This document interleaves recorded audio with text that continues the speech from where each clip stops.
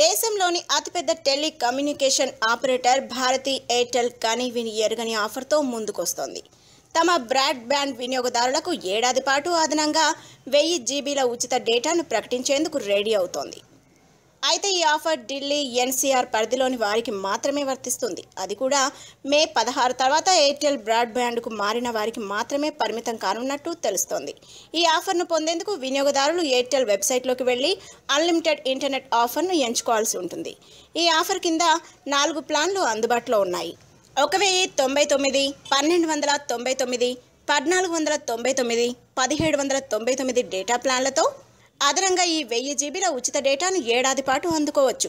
అలాగే 899తో 750 జీబీల బోనస్ డేటాను ఏడాది పాటు పొందవచ్చు. ప్రస్తుతం ఈ ప్లాన్లో ఖాతాదారులకు 60 జీబీల బ్రాడ్బ్యాండ్ డేటా మాత్రమే అందుబాటులో ఉంది.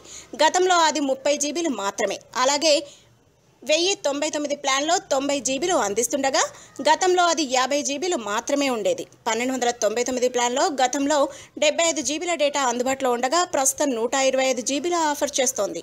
1499 ప్లాన్లో 160 జీబీలు లభిస్తుండగా గతంలో అది 100 జీబీలు మాత్రమే ఉండేది. If you like the video, please like us and subscribe Tollywood Nagar.